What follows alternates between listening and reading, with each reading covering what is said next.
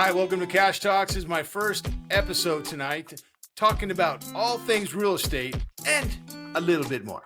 So anyways, tonight we're going to kick this first episode off in the spirit of Halloween. I thought, what better time than to interview a ghost hunter? That's right. I've got an author of paranormal books here. He's an actor, a stuntman, and he's played all kinds of monsters in horror movies. And he's here this evening. He's my brother. His name is Rick McCallum. But with no further ado, Rick, how you doing, bro? I am doing wonderful. Awesome, man. We're super happy to have you on tonight and going to dig in deep into some of these stories here. What's been going on with you lately? Anything exciting? Well, I just got back from Scotland where I was for 3 weeks. I had to move out of my house because the ceiling collapsed, tried to kill me, but I escaped. Yeah, that was a scary situation, but you made it out. You got out all right and were able to stick around there for a while and guard all your stuff because you live in an area where that might be a good idea. Right? It would be a very good idea to keep an eye on your stuff. You know, because I remember, well, it was years ahead for you from there, but when I was 13, we had lived together in a home in Texas that was really haunted, and some of the most scariest times of my entire life, still today. I've never been so scared as when we lived in that home together in Texas with the old man. Well, that house was majorly haunted. I mean, yeah. I think it's one of the most haunted places I've ever been. And I've been around the world, the castle. I've been to Australia, been to Mexico, I've been to Puerto Rico, I've been to the Bahamas, I've been to Sweden or Switzerland, I've been to Scotland, I've been to Ireland, I've been to England. And I still say that that's probably the most haunted place I've ever been. And all these places you've been ghost hunting, correct? Oh, yeah. And mostly yourself or with people, or just a variety? Sometimes it's by yourself or with a group of people? Usually it's with groups because, you know, when you're the new guy, you can't just go walk into a castle. You got to kind of have somebody to open the door for you. Yeah. And I would always have someone go with me because I'd be scared. Yeah, right. But anyway, right. Sure, champ. Anyway, I happen to be a member of Scottish Paranormal, which is a really good group in Scotland. And whenever I come over, they always take me to a lot of places. And some of their members take me to places. So I get into a lot of places most people don't, which is really castles. Cool. A lot of castles, right? Oh, yeah, a lot of castles. You've told me some stories. I mean, I'd love to touch on that too, but I remember too, just came to my mind about some hospitals. You've also investigated some hospitals, right?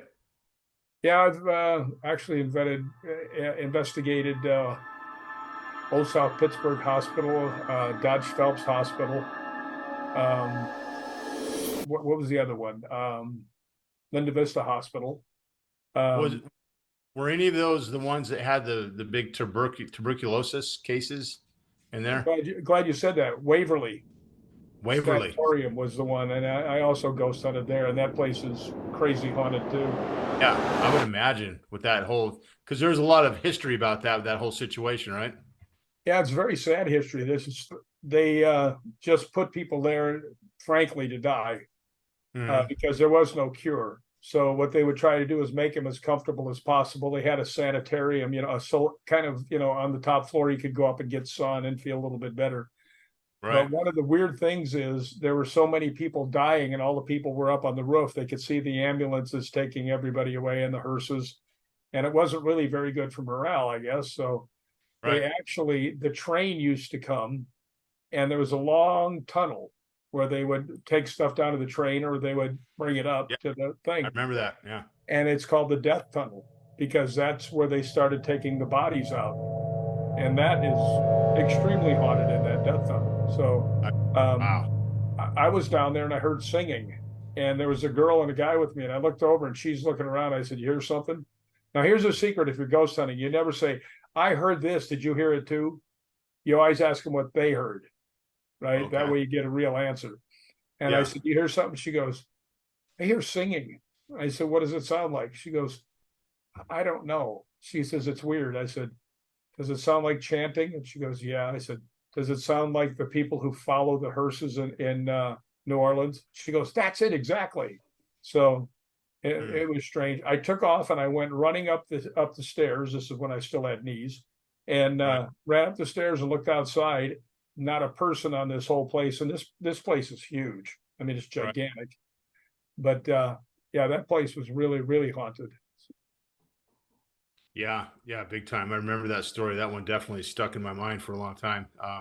That just as much as our house in Texas that we lived in, where for me that was my first experience with any paranormal and ghosts or anything like that. And boy, yeah, some of the stories are just crazy, insane. And I tell people about it today, and they just look like, yeah, right, whatever. That's crazy. But then I tell them, listen, you ask my older brother, he'll tell you the same thing. Matter of fact, he's ghost hunting. I don't know if it was, I always thought it was because of that. Like that was what kind of started the whole thing running for you, and you're about, I guess, 26, 20. Right? No, I'd been doing it before that, but not that much. If I was around and something was haunted and they'd let me in, Humble. Yeah. And you're going to see a few things there. So, but I remember through the years that you'd get a call, you'd get calls from all over the world to go, hey, you got to come investigate this and that. And, different homes and hotels and restaurants. And remember there's a strip club in Vegas that wanted you to come. Well, you did. I think you actually did go investigate that, right? Yeah, I did go there. The Palomino strip club. The problem with the Palomino is it's open almost all the time. So it's hard to be able to investigate because there's people walking around and music blaring. But there was one place, it was the old dressing room. So I went in there, it was dark and it was pretty quiet. And I was running my equipment and I was talking, trying to get some response. And then finally I said, well, can you just come closer and make this machine go off so I know you're here? And it went off and went all 5 lights. So I know I was getting some reactions and I started talking. And finally I said, okay, I know you're here. Who's here with me? And I didn't hear anything. But after I was done, I was listening back. And when I said, who's here with me? I heard a little girl's voice say, it's me. Right. So I told the guy who owns the place, I said, why did they stop using that room? And he goes, well, the girl said they could see a little girl walking through. And I said, got news for you. And I played it. I said, she's still here. So I still hear from him. He still sends me messages and stuff like that. Really? Wow. Pretty cool dude, so. But I think I'm probably the only one that's investigated the Palomino strip club. Yeah. Right?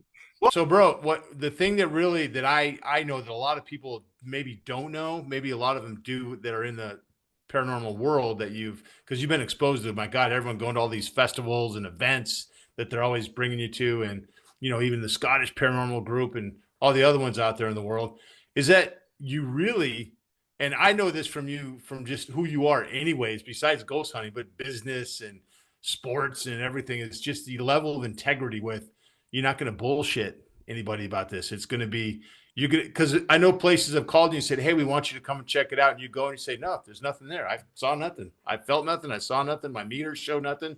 There's nothing. And they're like, are you sure you can't find something? Like, it seemed like, a little bit of a scam, right? Like they wanted you to bullshit a little bit about, yeah, you've got some paranormal activity here, right? No, sorry. I didn't. No? Yeah, no, I just tell them that's him. Right. You asked me to come check. I'm telling you the answer. No, there's nothing here. Right. But I remember you telling me stories about places that they kind of pressed you a little bit, but you were like, no, I don't have anything to tell you. Well, the simple thing is you only have one thing, and that's your integrity. Right. So, you just tell them the straight answer. Say, I'm sorry, I didn't feel anything. But I always tell them this too. And this is true about ghost hunting. You can go to some of the most famous ghost hunting places in the world and go in there and absolutely nothing happens. Right. Next time you go back, the place just explodes with activity. So sometimes nothing happens. Sometimes it just goes berserk. So, and it's the same place. So it depends. A lot of it depends on who's with you. Ghosts are a lot like puppies. You can't go to a ghost. A ghost will come to you, just like a puppy. Interesting. If you're with some other people that are starting to get a little pushy and stuff, they'll just back off and you won't get anything. Why do you feel that is, and why do you feel that they come to you more often than I guess a lot of people, right? Because I have good intentions for them. I go in there. I'm a little different than everybody else. When I first go in there, and everybody says, we hear your name called out in here all the time. And I said, you know why? They said, why? I said, as soon as I walk in, I go, hi, my name is Rick. Right. And I'd say, here's the equipment I'm going to use today. And this is how it works. And I tell them how it works. Right. And I said, and I'm not here to bother you. I said, as a matter of fact, I'm here to help you. And if you, have a message for somebody, or if you just want us to know that you're here, come to the thing, say something, and I'll get it, and then we'll know that you're here, and we can go from there. Right. Okay. So, I mean, I've got like actual pals. The LAPD museum, there's a guy who died in a motorcycle crash. He was the first motorcycle officer to get killed, and his name's Walter. And they had a 3-day ghost hunt, right, that they were filming. The guys that were real big in the ghost hunters, being the producers of it, were doing it. And I came in on the 3rd day. I took out my K2 meter, which has 5 lights and will pick up energy. And the guy goes, "Hey, we used your equipment and that thing didn't go off one time, in the 2 days." I said, "Really?" "Hey, Walter, are you here?" And it goes, boom, 5 lights. And the guy goes, "Holy crap." I said, "That's my buddy." Yeah, so, you got a real ghost hunter here, right? There's a difference. I've seen a couple of these shows, bro, where these guys, they're ghost hunting, they're all in there, and then they finally hear something, and they're like so scared they're gonna run. I've seen people actually run out. Yeah. And come on, overacting. That's what I'm calling. Well, you know what? The Hollywood Ghost Hunters only has one rule: if you run, you're done. That means you're not having any fun. I'm gonna ask you a question. I'm gonna put something out there. You tell me where this is at, because this is one of the scariest things that's ever happened to me in my life. And I'm not even going to mention anything about it, anything more. But the scariest thing that ever has happened to me with anything that's, I don't see anybody there, I don't, nothing except maybe a feeling, was laying in my bed at night, all quiet, nothing there, by myself, no one else in the room. And I would hear and feel this right on the side of my face. I know that. Where was that? That was the house in Texas. And I mean, he did that to everybody. That was some interesting times, right? Well, I will relay another one that happened there. I was in the far bedroom and I heard boom, boom, boom, boom. And we had a speed bag and a heavy bag in the garage. And it was like 2:30 in the morning. And I thought Cash was up hitting the bag, which was right next to the old man's room. And I was like, I was going to go out and say, "Cash, don't do this. This is not going to end well." Right? The old man's going to just blow up, if you wake him up. Right. So I come walking out and he's standing in the living room looking around like, "What is that?" Yeah. So he and I go down there and we start to go in there, and here comes the old man and Vandy out, and he's got a gun, right? So he goes, "All right, let's go." So we all go pushing in there and flip on the lights and stuff. We had the Great Dane come in with us, right? Yeah. And we're sitting there and we look, and the heavy bag is going. Yeah. Swinging back and forth. Crazy. And I said, "Well, he must have been working out." And then it swung and we heard a thump and it went back the other way like somebody punched it. So we went, "Oh, okay, we're out." So as we're walking out, I was the last one out, and I just walked by the speed bag. It was right by the door. And just as it went by, it went like somebody slapped it right behind my head. I was like, "Okay, I'm out." Yeah, I remember that. Yeah, I remember that. That's the night the old man said, "Make sure the dog sleeps in the house." Yeah. And we had a huge Great Dane, awesome Great Dane. Remember that Great Dane would go tearing off into the old man's room sometimes, the one where I had the big nightmare, and just be like attacking and barking at something in there, but nothing was there. Well, I was sitting on the floor one day. You guys were all gone. And I'm watching TV and he's asleep. But I'm sitting there and he's asleep, and all of a sudden he rolls over on his stomach and he looks like the Sphinx, right? And he's looking, and his eyes go down, his ears go flat, and he goes, that real deep growl. And he's looking at me, and I'm going, "Tubby, it's me, Tubby." And I'm thinking, God, I'm going to have to duke it out with this 180-pound dog, right? And he's going, and I said, "Tubby, it's me." And he gets up into a half crouch position, his butt up and his front down, right? And he starts shaking. He's so mad. He's going, right? And then I look at him real close, and I realize he's not looking at me. He's looking over my shoulder, right? And I thought, "Oh, crap, there's a burglar here." And I went, "Tubby, get him." And he went, he went flying by me like a blur. And I jumped up to help him. And he was about maybe 15 feet away from me. And he was on his back paws, and he was jumping in the air, and he was going, and his hands were flying, his paws were flying.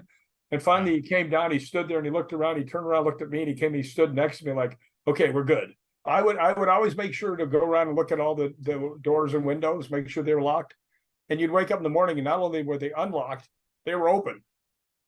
Insane. So what was the story from that house? from what I heard was that there was these three guys who were gangsters, and they were gangsters during the Bonnie and Clyde era, but they didn't have anything to do with Bonnie and Clyde. They always just called them the Bonnie and Clyde gangsters, right? But evidently they were really bad people. And they had a house, a mansion where they stayed, and it had hidden rooms in different hallways and stuff, so that when the cops came, they couldn't find them. So one day the townspeople cornered them and chased them, and supposedly chased them onto the lot where our house was built and hung them.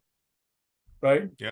That's a story I've heard. Whether it's true, I don't know. But there were times, and Vandy, our stepmother, will tell you, we'd be sitting there and you'd see three transparent shapes walk right through the living room. Yeah.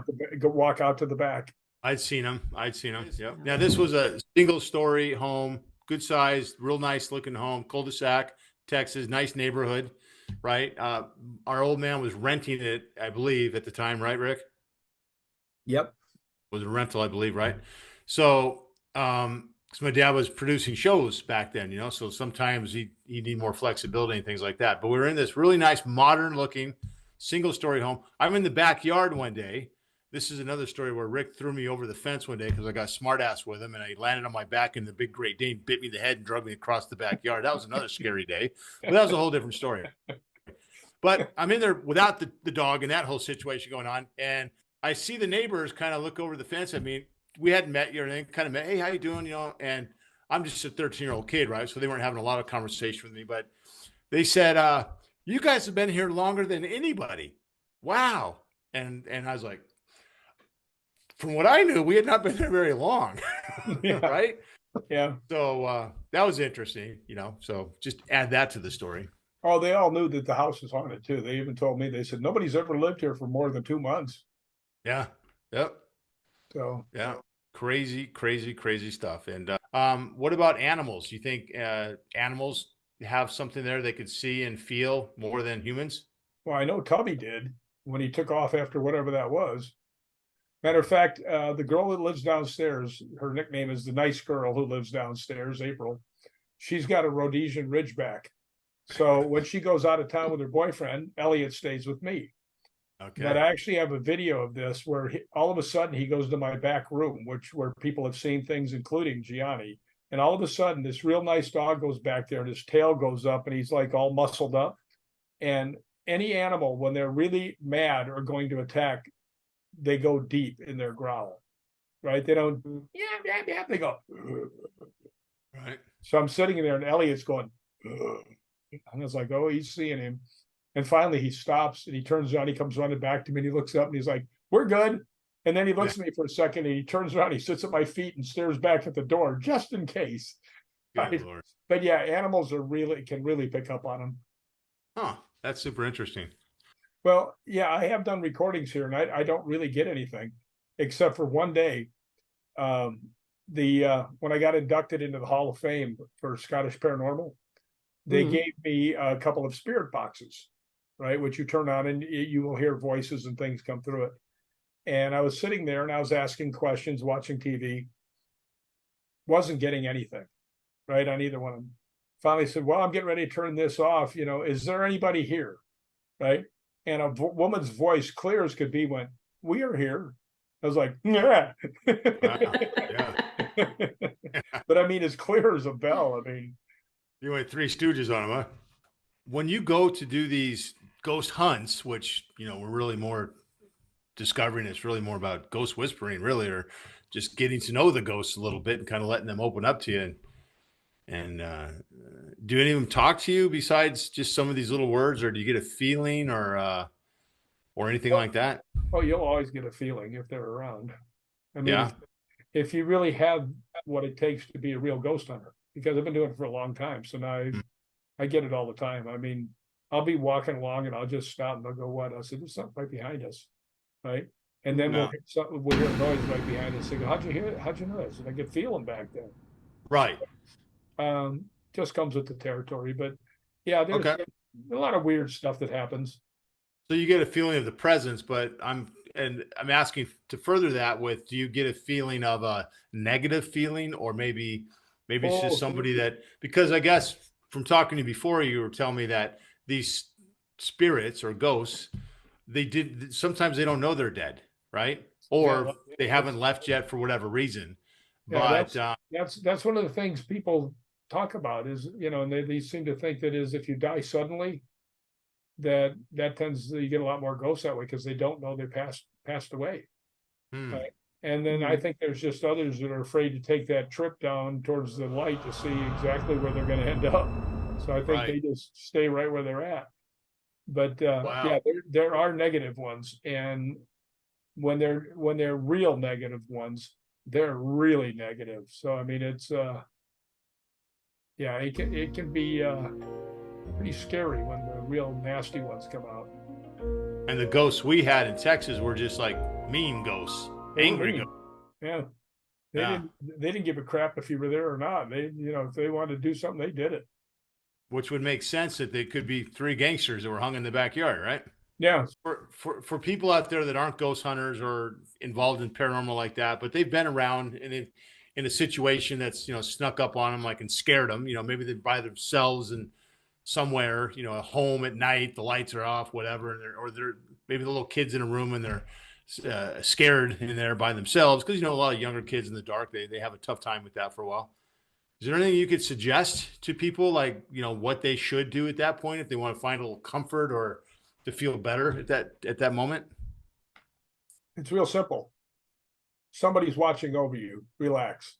There's a lot of things out there that we don't know what they are, but any others? They can attach to you. Okay. And I actually have a real good 3 pictures of a lady named Donna who called me and said her place was haunted. So I went over there and I went all the way through her apartment up into her loft. I came back down. I said, Donna, I haven't felt anything. I haven't got anything on any of my equipment. And I said, I don't think your place is haunted. She looks at me, she goes, oh, I don't either. And I'm like, what am I doing here? Right. And she goes, no, I think something attached to me. Now I'm thinking to myself, I know what it looks like to have somebody attached to you, but I don't know how to quantify that for her. Right. But I knew she just wanted to feel better. So I took my K2 meter that has the 5 lights on and picks up electromagnetic field, which is generally a spirit, right? And I ran it over and I said, look, Don, I'm not getting anything, right? So I took my night vision camera and I videotaped her and I didn't get anything. Well, I had just gotten a FLIR, a thermal imager. And I said, here, let me try the thermal imager. And all of a sudden, there's this black spot right in her stomach off to the side. Now, spirits are generally cold, so they'll either show like deep purple, black, right? And I looked at that and I said, can you walk up the stairs and come back down? And I took another picture just from a different angle and everything else, and it's still there. So she came down. I said, well, let me show you something. As a matter of fact, there's someone standing behind her in one of the pictures, which I didn't know. I was showing it to her. Wow. How about that? But I said, you see this? And she says, what is that? I said, well, you may have something attached to you. And she goes, well, how do I get rid of it? I said, you are the commander of your own body. Tell it to leave. The commander of your own body. Wow. And she goes, well, should I get mad? I said, oh, yeah. She goes, how mad should I get? And I said, pretend you just came home and you saw your boyfriend having sex with your sister. And she goes, that mad? And I said, yeah, and then some, right? And she looks at me and she goes, is it okay if I use my faith? And I said, certainly couldn't hurt. Right. Yeah, right. Yeah. So she was so cool. I mean, she takes her little fists and she throws them above her. I wish I would have filmed this. God, it was fantastic. Yeah, should have got that, man. She throws her hands above her head. She goes, the power of God commands you. Get out. Get out. Right. She's going on. Wow. I almost left. She was convincing, but after a couple minutes, she stops and she really went for it. She was kind of, right. So I went over and I calmed her down and stuff. And I looked back at it. I took another picture and the spot was gone. The spot was gone. Spot was gone. I showed it to her. Yeah. And she's like, wow, that's amazing. I said, well, I wouldn't have stuck around either if you're yelling at me like that. Yeah. Really? Good Lord. I think the reason people might think there's more is there's a whole lot more people that are interested in ghost hunting now. I mean, everywhere I go, people go, oh, you're a ghost hunter? Let me tell you what happened to me. And let me tell you, before. Oh, I've been with you. It's amazing. As soon as they hear that from you, they're like, oh, that's what you do. It's like, oh, let me tell you. Yeah. I mean, I've All the heard time. so many stories. You know, the number one story I hear all the time is that somebody's grandmother or their father or somebody passed away. And they like say they live in California and they lived in New York and they haven't gotten the thing yet that the person passed away. And they'll wake up in the middle of the night and the person will be standing at the foot of their bed. Right. And then that night or the next day or what? No, that night. And they see the person before anybody tells them the person died. And I hear that over and over and over again. Say, I looked up and there was, my grandmother was standing at the foot of my bed. It was like, really? Yeah, hear it all the time. Jesus, using some of the things that happen in the paranormal. It's not all, the things like they show in these movies where they grab you by the ankles and drag you under the table and like The Exorcist, right? Yeah, it's not like that. In talking to you tonight brings up so many memories of in my 15 almost 16 years of doing real estate, buying and selling lots of homes and representing buyers and sellers. But I've actually had clients that I'm representing maybe to buy a house, and I'll find out from disclosure that there was a death in the house, right? So I'll tell them, hey, we love this house. So we've got the bedrooms, the bathrooms, the backyard is awesome, the view is killer. This is like it's checked so many boxes. The kids love the house. The dog loves the house. This is it. And then I find out that there was a death in the house, right? This is like, okay, here we go. Now we're going to roll with the death in the house story and see what kind of response we get there, right? And it's always interesting. It's always different, I've had people go, I said, hey, there was a death in the house. Oh, yeah, I don't really care, Or I've had people go, really? What room? Where was it? What would they die of? I need to know this. The whole family's going to talk about this. We'll get back to you on this, right? And typically it's a natural death, because there's a lot of deaths in these homes, right? People are really surprised to hear how many people die at home. Almost everybody dies at home unless they get there in an accident. Right, pretty much, or they're out traveling or something, or they're in the hospital. So, but a lot of natural death in the home. So usually nurses or doctors, when I'm representing them, they don't even bat an eye. Oh, okay. Yeah, that's fine.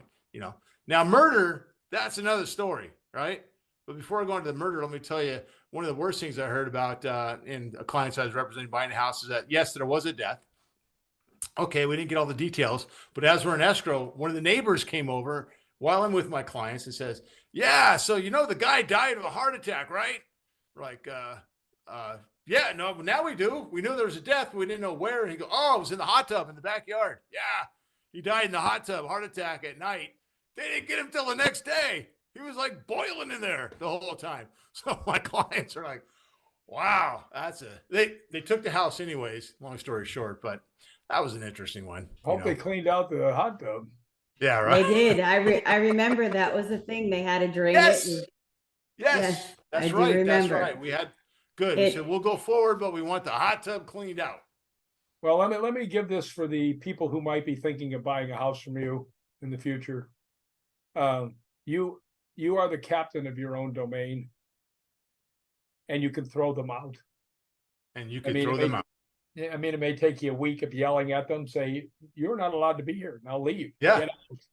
And eventually they will leave. Yell at them, grab a spatula, chase them around a little bit or something. Or no, you just tell them. I mean, you can get a little forceful with them and just say, I don't want you here. And I've actually had people just say, I've actually said this, say, it's time for you to leave. I've been asking you, for a long time at this house. Now I'm telling you, if you don't leave, I'm going to call on a higher power and have them throw you out. Interesting. And that usually sends them moving. That gets them moving, huh? Yeah, so if you have somebody that's afraid of haunted house and stuff like that, you can get rid of them. Are there good ghosts? Are there good ghosts out there? If they're nice people, they'll be nice ghosts. That's just the way it is. If you're a jerk in life, you're probably a jerk as a ghost. Really? Absolutely. Okay. But when you start to get to the things that were never alive, that's really only one thing. And it's not anything you want to hang around with. Right. No. Okay, because I asked people, I said, it sounds like you may have some demonic activity in your house. Oh, we don't believe in demons. Do you believe in angels? And they go, yes. I said, it's the same story. And they're like, oh. Right. So But Wow. demons are extraordinarily rare. They do exist, but they're very, very, very rare. I mean, I know ghost hunters. Right. I've seen two in my life, and they were both here in my apartment. So, Two demons? yeah, Yeah, in your apartment. yeah. Wow. Actually, it was the same guy. He came back. So, It was so it was two experiences, same demon. yeah. Okay. And it was really funny because the first time I saw him, black shadows started flying through my apartment. I mean, not like all the time, but every once in a while, boom, something would go by me. You know, and you'd see it like, what the hell was that? Right? Yeah. Actually, walk into the bathroom. There's a little wall there. Something came right out of the wall about the size of a football. It was jet black, went right at my face. I mean, I just out of reflex, moved my head. Good Lord. But later on, these two twin girls were over at my apartment and they were using the spirit box. They were trying to connect with their dad. I said, "It's all right, as long as you're willing to ask questions. Let me ask you this. I've been seeing white shadows here all the time, right? What are they?" Now, a spirit box will generally say one word, right? But this said, the first thing it said was scent protection. And it was kind of what I was thinking. If the dark shadows were the bad guys, maybe this was the good guys. Right? Yeah. So the one girl goes, "Are you good? Are you bad?" Right? And it goes, Yeah. "Loving." Right? Loving. And I was like, all right. So that night they left. I was coming out of my bedroom and I heard a voice in my head saying, "He's here." Right? And I knew exactly who he's talking about, that big son of a bitch that he came out in front of me in my own living room. Yeah. And I said, I've had it with him. So I just walked out there. I said, all right, manifest yourself. Come on, let's see you. You want to have little problems? Let's go. Right? I said, you're not going to show up because you're a coward. I said, all this time you've had all these pals with you and stuff. Well, I'm not alone right now, don't you? Now, either you show up or get out and don't ever come back. Right? And I was screaming in the middle of the night, and my neighbors were like, "You okay?" Right? Yeah. But finally, this was 10 years ago. Never saw him again. How about that? So, Wow. Interesting. And the only reason I was so belligerent was because I knew there was other things there to help me. What's your thought on Halloween coming up? We got Halloween coming up next couple of days here, right? Is there any more because that's a celebration of death, I guess, or spirits, right? I don't know. What's your thought about that? About Halloween? Is there any more activity then, or all the same? Not a little goblins running up and down the street, but that's pretty much it. Are there any scary movies that are out there? Some of them, I guess, claim to be, based on truth. Amityville Horror House. Remember that? Horror. Horror house. Horror. It was not a horror house. Actually, that's a whole nother program.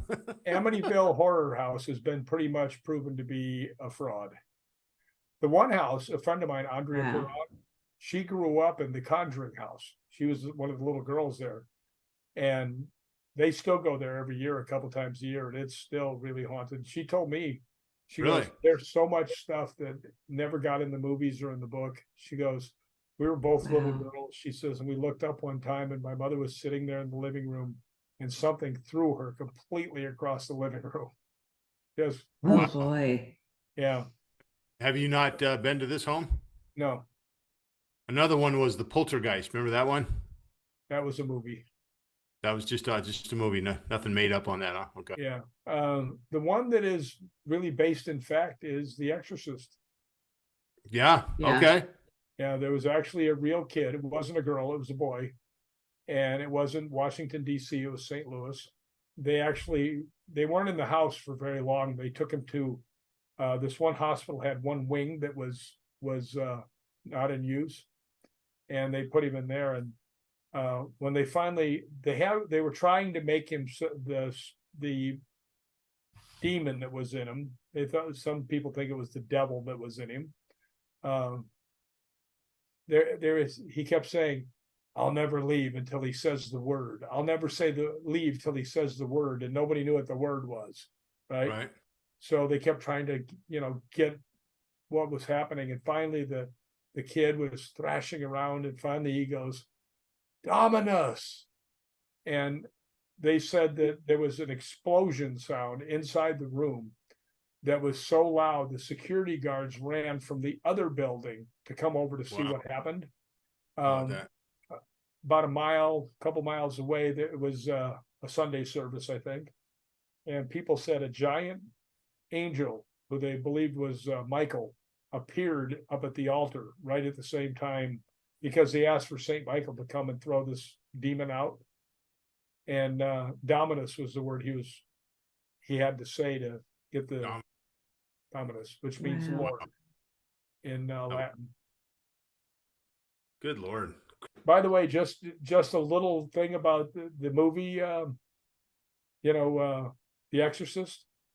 I don't know if you guys have seen it, but long time ago. Yeah, at the end, the young priest says, "Come into me," and he dives out the window, and he falls down 125 stairs and dies down on the bottom. That was Chuck Waters that went down the stairs. That was Chuck. Oh wow. Oh, I remember. You remember Chuck, right, Abe? Mm-hmm. Yeah. How about that? And you know what he did? He actually had a ramp built that was about 8 feet high, and that was back behind the stairs, so that, because it was supposed to come out of the second story of the place. So he just got a real run off this thing. He just dove from 8 feet high down into the stairs and just. Heck of a guy. Feisty little fella. Yeah, feisty for sure. Hey, I remember we'd go golfing with him and Buddy Van Horn, and Chuck would be running, Aim. He'd be running with his golf bag. He'd be pulling it, but yeah, he runs everywhere. He was about 65 at the time, and he's running full time. One of the funniest things was, now Buddy Van Horn was Clint Eastwood's stunt double, and he actually directed 3 of Clint's movies. And we're playing, and Cash hits this. Him and Buddy both have a similar shot, and Cash just hacks his, and it goes off to the side, and Buddy puts it about that far. Hey, that's a loose word, hack. Okay, I mean, we could tighten it. Afterward. Well, wait, you didn't mention that Buddy was a scratch golfer. Yes, Buddy shot I think a 67 in the LA Open. I mean, he was a great golfer. I also remember him asking me, he goes, "Hey, Cash, you know how much the flag weighs?" I go, "No, I don't." But he goes, "Well, you would if you'd pick it up once in a while." I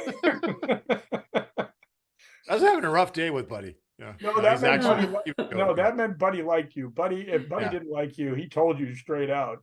So yeah, those were fun times. But yeah, little Chuck Waters was the one that went down the stairs in The Exorcist.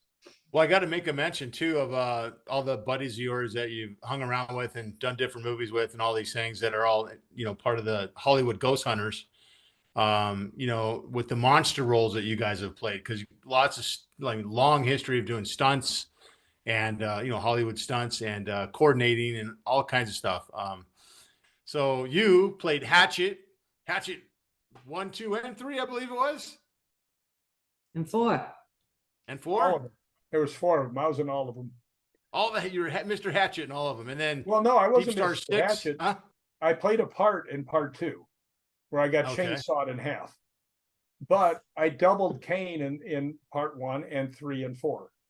And the reason I double Kane is not because he's not a good stuntman. He's a great stuntman. Yeah. But there are times when, because he is the lead, he'll be filming over here and they'll want to do stunts over there. Sure. They'll just throw me in the same stuff and have me do it. Sure. Yeah. Well, you played all the roles in Hatchets, all the Hatchets, and then Deepstar 6, right? You were the monster in that one, right? I was, yeah. And then Darkwolf, right? That's another scary one. Well, Darkwolf was funny because there was 2 parts of Darkwolf. There was a human part and the wolf part. I was the wolf. Kane was the human. How about that? Yeah. Yeah. And you guys, that's awesome. Wow. And Kane, just for those that don't know, because if you're in Hollywood or in the horror movie industry or anything to do with stunts at all, Kane Hodder for sure. Yeah. He played Jason. He played Jason in Friday the 13th, right? Yeah, 4 times. A couple of them. 4 of them. He was in 7, 8, 9, and X. An X. Okay. Yeah. And So actually, you got Jay. in movie history, nobody has killed more people on screen without using a gun or something, just by choking them or beating them with his, into a wall or something like that, than Kane. Right.